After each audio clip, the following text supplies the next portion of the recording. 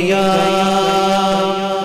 رسول اللہ وسلم علیک یا حبیب اللہ۔ ہمارے اس یوٹیوب چینل کو سبسکرائب کریں اور گھنٹی کے بٹن پر کلک کریں۔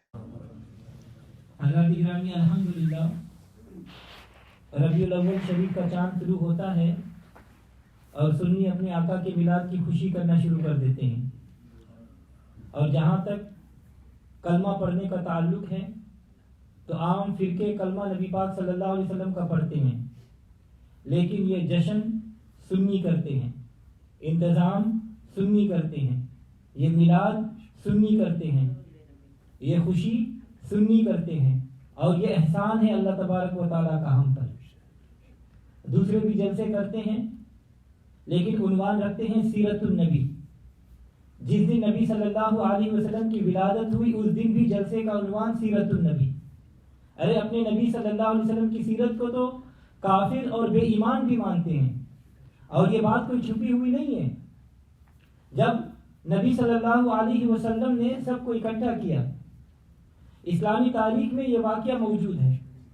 آپ صلی اللہ علیہ وسلم نے فرمایا کہ اے لوگوں، بتاؤ کیا میں نے کبھی جھوٹ بولا ہے؟ تو سب کفار نے کیا کہا تھا کہ نہیں، آپ سچے ہیں، آپ صادق ہیں، آپ امین ہیں، آپ نے کبھی جھوٹ نہیں بولا۔ تو آپ صلی اللہ علیہ وسلم نے فرمایا کہ اے لوگوں، کیا میں نے کبھی امانت میں خیانت کی ہے؟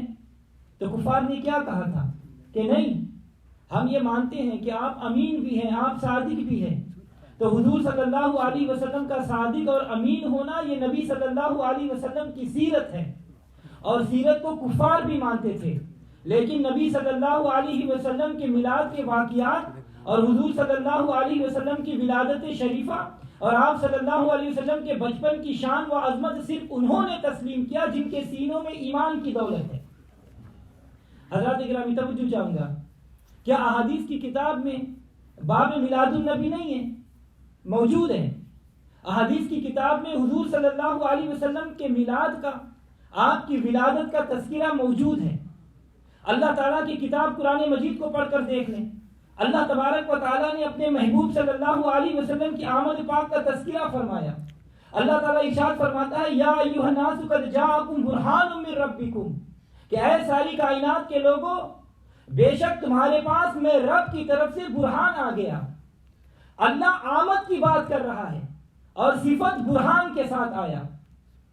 اللہ تبارک و تعالیٰ نے حضور صلی اللہ علیہ وسلم کی آمد کا تذکرہ کیا، اور سنی محفل میلاد میں کس چیز کا ذکر کرتے ہیں کہ حضور صلی اللہ علیہ وسلم آئے اور کن شانوں کے ساتھ تشریف لائے۔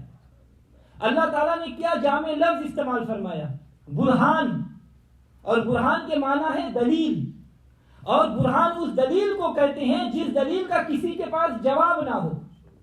فرمایا قد جاءکم برہان من ربکم، کہ اے ساری کائنات کے لوگوں، آ گیا تمہارے پاس تمہارے رب کی طرف سے برہان۔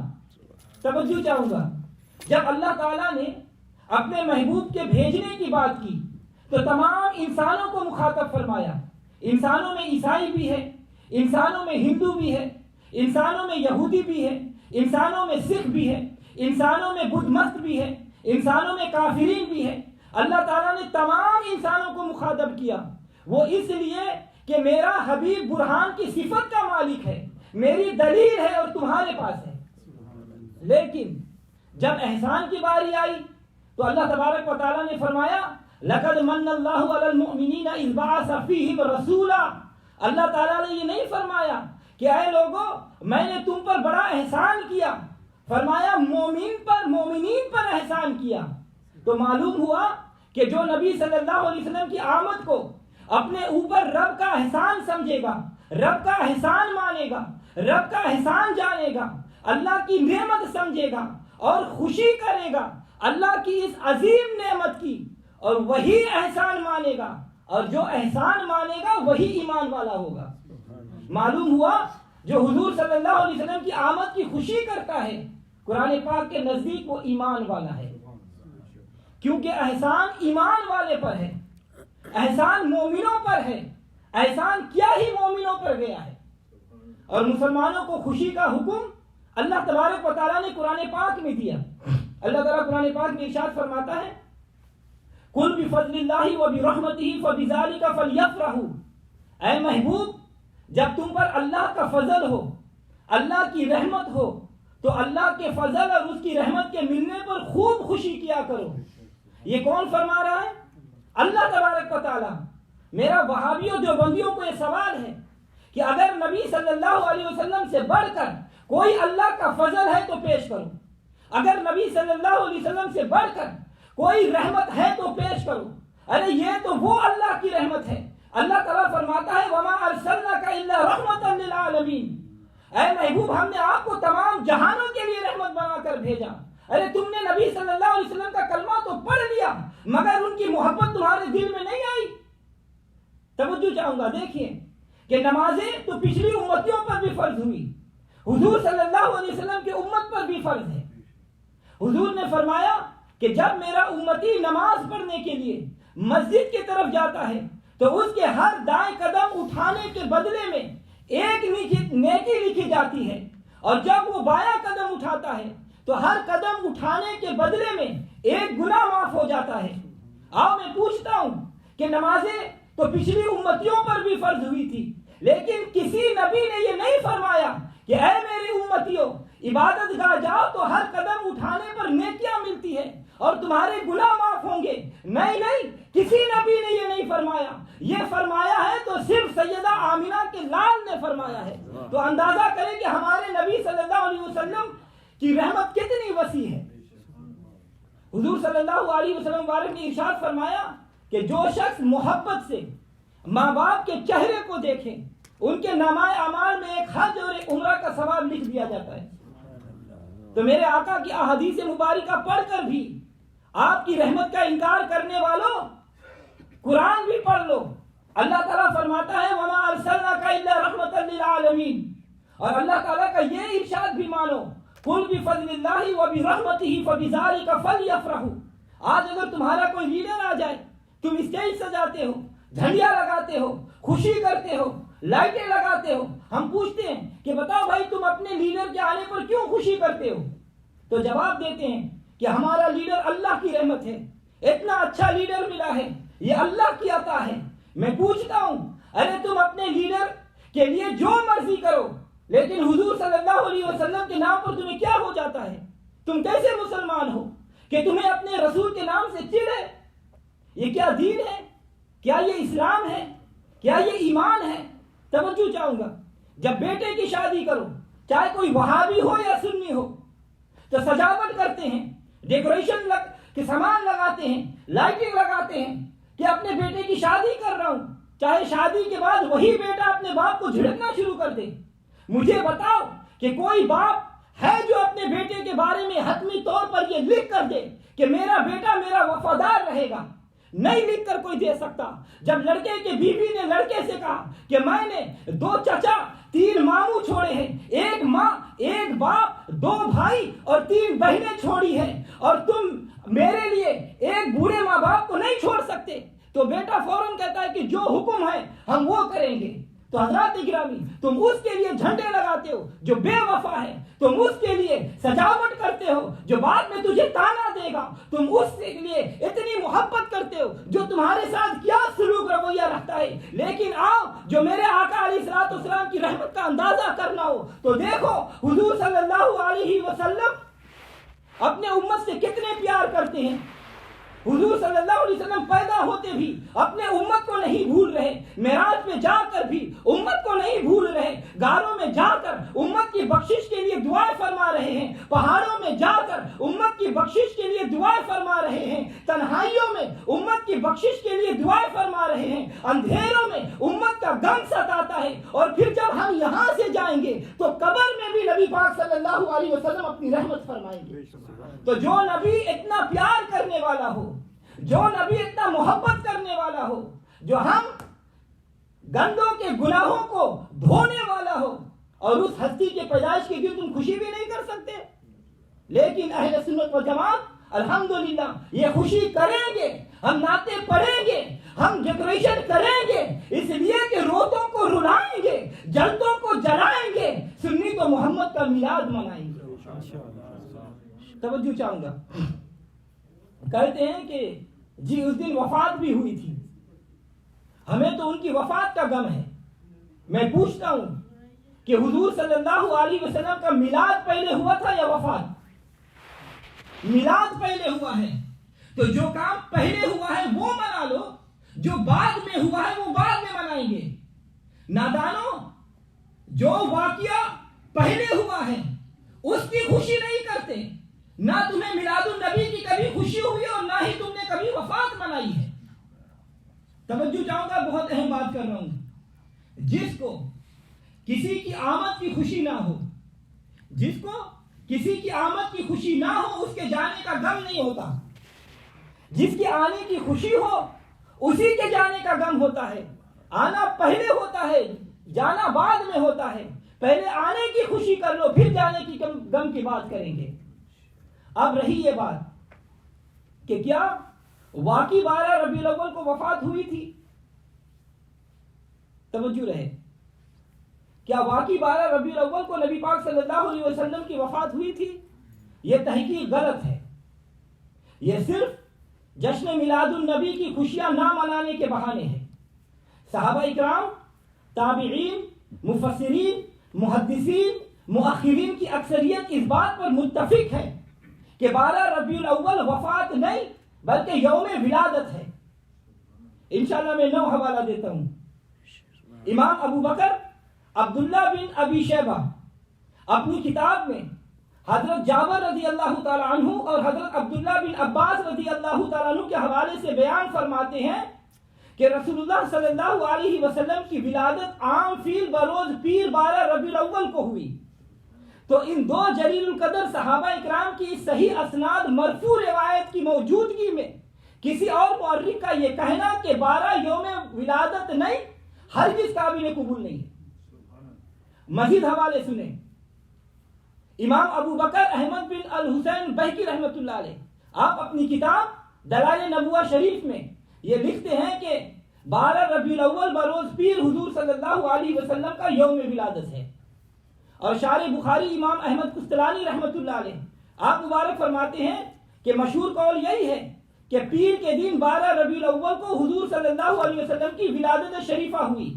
اور اس بات کو تمام اہل مکہ اگلے اور پچھلے مانتے ہیں.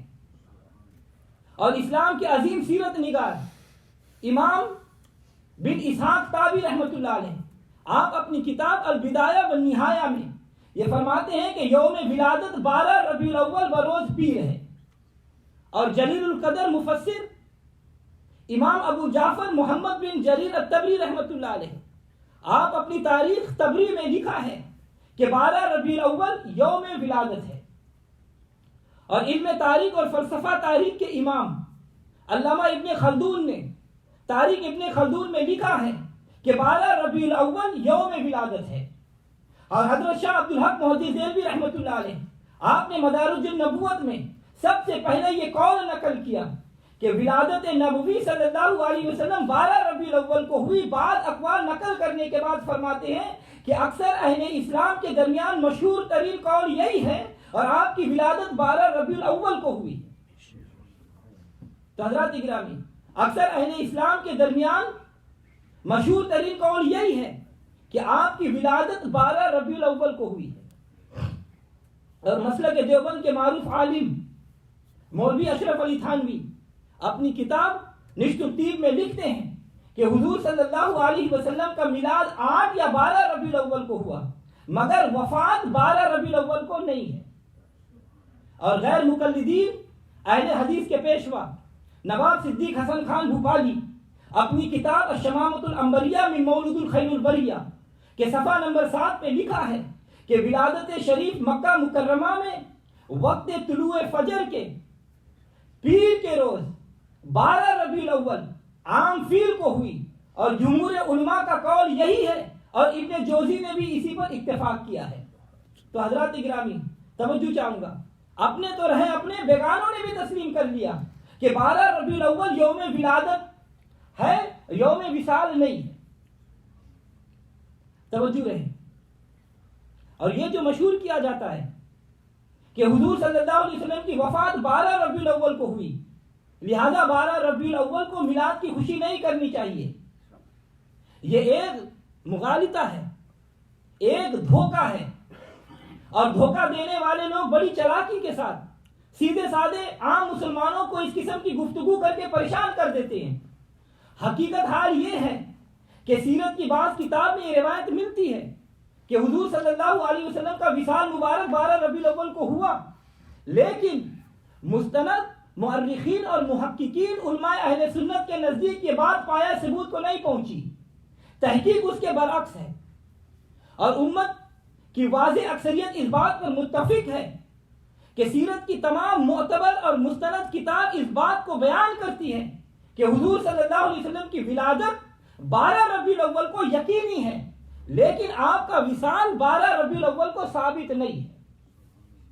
اور جو لوگ 12 ربیع الاول کو وفات کہتے ہیں ان کا یہ کہنا غلط ہے.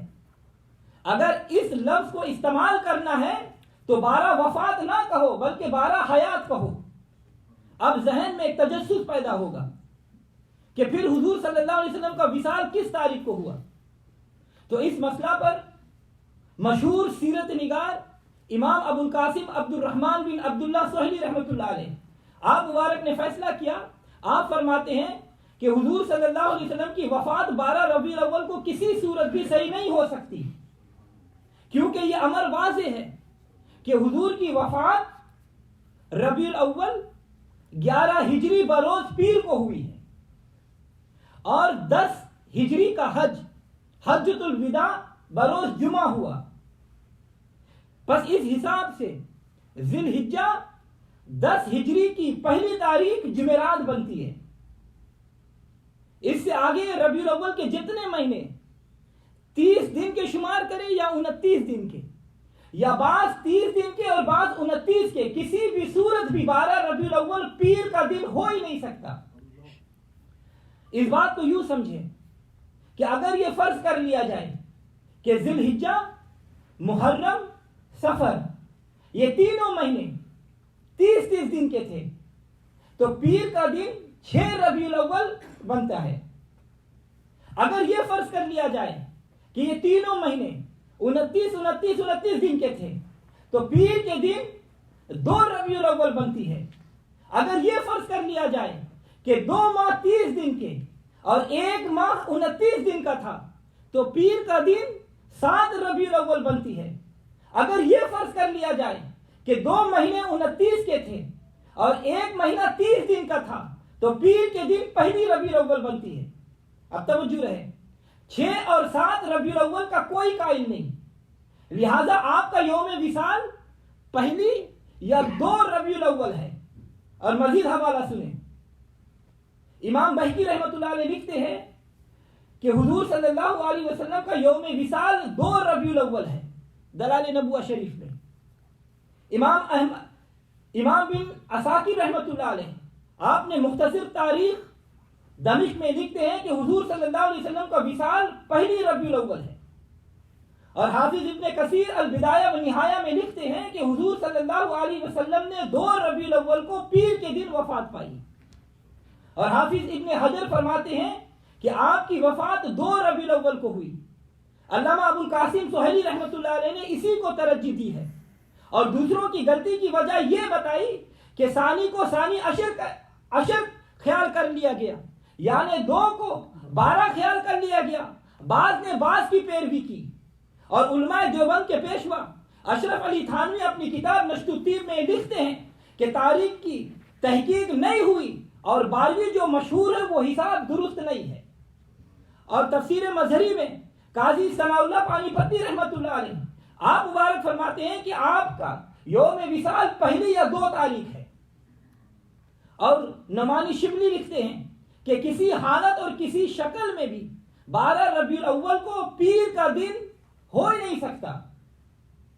اس لیے وفات النبی کی صحیح تاریخ ہمارے نزدیک 1 ربیع الاول ہے. انہوں نے اپنی کتاب سیرت النبی میں لکھا. تو حضرات گرامی، ان دلائل کی روشنی میں یہ ثابت ہوا کہ 12 ربیع الاول حضور صلی اللہ علیہ وسلم کا یوم وصال نہیں ہے. اور اولیاء اہل سنت کی اکثریت اس بات پر متفق ہے کہ حضور صلی اللہ علیہ وسلم کا یوم وصال 2 ربیع الاول ہے۔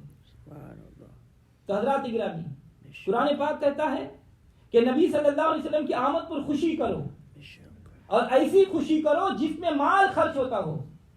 تو یہ مٹھائی تقسیم کرنا، خوشی کے موقع پر منہ میٹھا کرانا، یہ بدعت نہیں ہے، یہ محبت ہے۔ تمہارے گھر بچہ پیدا ہو تو لڈو تقسیم کرتے ہو، مٹھائی تقسیم کرتے ہو۔ جب پوچھتے بھائی کیوں مٹھائی تقسیم کر رہے ہو؟ جی گھر میں بیٹا پیدا ہوا ہے، لڑکا پیدا ہوا ہے۔ اے خدا کے بندو، تمہیں اپنے لڑکوں کے میلاد کی خوشی ہے، ہمیں اپنے محبوب خدا کی میلاد کی خوشی ہے۔ اپنے لڑکوں کے لیے جو تم کر سکتے ہو کرو، محبوب خدا کی محبت میں جو ہم کر سکتے ہیں وہ کریں گے۔ اپنے بچے کے میلاد پر میٹھی شے تقسیم کرتے ہو، مگر کبھی فتویٰ نہیں پوچھا کہ یہ جائز ہے کہ نہیں جائز ہے۔ تمہیں یہ تمام مسئلے اور فتوے صرف نبی صلی اللہ علیہ وسلم کے نام پر یاد آتے ہیں۔ اللہ اللہ اللہ تبارک و تعالیٰ ایسے لوگوں کو ہدایت دے۔ افسوس سدا افسوس۔ آؤ میں قرآن پیش کرتا ہوں۔ جب نبی کا میلاد ہو تو مٹھائی تقسیم کرنی چاہیے، یہ سنت خدا بھی ہے اور شیوہ اہل عشق و وفا بھی ہے۔ قرآن کہتا ہے کہ ایک کھجور کا سوکھا ہوا درخت تھا، ہریالی نہ تھی، خشک ہو گیا تھا، اس میں پھل نہیں تھا، پتے بھی نہیں تھے، صرف تنا باقی رہ گیا تھا۔ اس تنے کی کوہ میں حضرت مریم علیہ السلام جا کر بیٹھ گئی۔ ولادت کا وقت ہے، آثار ولادت نمودار ہے۔ اس وقت بھوک سی لگی، طبیعت ذرا گھبرائی، جی متلایا، کھانے کو جی چاہا۔ حضرت مریم علیہ السلام کا جی چاہا کہ کھانے کو کوئی شے مل جائے۔ حضرات گرامی سنیو، تمہیں مبارک ہو، تمہارے کیا ہی سچے عقیدے ہیں۔ قرآن کہتا ہے کہ حضرت مریم علیہ السلام کو غیب سے آواز آئی، وَحُزِّ إِلَيْكِ بِجُزْءِ النَّخْلَةِ، مریم یہ سوکھا ہوا کھجور کا تنا ہے، ذرا اس کو ہاتھ تو لگاؤ۔ تیرے شکم اتھر میں، تمہارے پیٹ مبارک میں جو خدا کا نبی ہے، اس کی برکتیں دیکھنا کیا ہوگی۔ حضرت مریم نے اس سوکھا ہوا تنے کو ہاتھ لگایا۔ اللہ تعالیٰ قرآن پاک میں فرماتا ہے تُسَاقِطْ عَلَيْكِ رَطَبًا جَنِيًّا، تازہ بتازہ کھجوریں گری، فرمایا انہیں کھا لو۔ وہ تنا ہرا بھرا ہو گیا، ہریالی آ گئی، کھجوروں کے گچھے اسی وقت لگ گئے۔ اسی وقت کھجوریں حضرت مریم علیہ السلام کی گود میں گری۔ مریم علیہ السلام نے اٹھا کر میٹھی میٹھی کھجوریں کھا لی، اور اس کے بعد حضرت عیسیٰ علیہ السلام کی ولادت ہوئی۔ سب کو سبحان اللہ۔ تو حضرات گرامی معلوم ہوا کہ نبی کے میلاد کے وقت میٹھی کھجوریں تقسیم کرنا یہ خدا کی سنت ہے، اور خدا نے کھجوریں تقسیم کی تھی۔ تم ہمیں مٹھائی تقسیم کرنے نہیں دیتے، کہتے ہو یہ شرک ہے۔ تمہاری یہ کیا شریعت ہے جس کو تم لیے پھرتے ہو؟ نبی کے میلاد پر میٹھی شے تقسیم کرنا یہ قرآن سے ثابت ہے۔ اللہ تبارک و تعالی ہم سب کو مذہب حق اہل سنت و جماعت پر قائم اور دائم رکھے۔ اللہ تبارک و تعالی ہم سب کو اہل سنت و جماعت پر قائم اور دائم رکھے، اور نبی صلی اللہ علیہ وسلم کی خوب میلاد شریف کرنے کی اللہ تعالی ہم سب کو توفیق عطا فرمائے۔ اللہم اجعل فی قلبی نورا وفی بصری نورا وفی سمعی نورا وعن یمینی نورا وعن شمالی نورا ومن خلفی نورا ومن امامی نورا واجعل لي نورا وفي عصبي نورا وفي لحمي نورا وفي دمي نورا وفي شعري نورا وفي بشري نورا وفي لساني نورا واجعل في نفسي نورا واعزل لي نورا واجعل من فوقي نورا ومن تحتي نورا اللهم آتني نورا اللهم آتني نورا اللهم آتني نورا برحمتك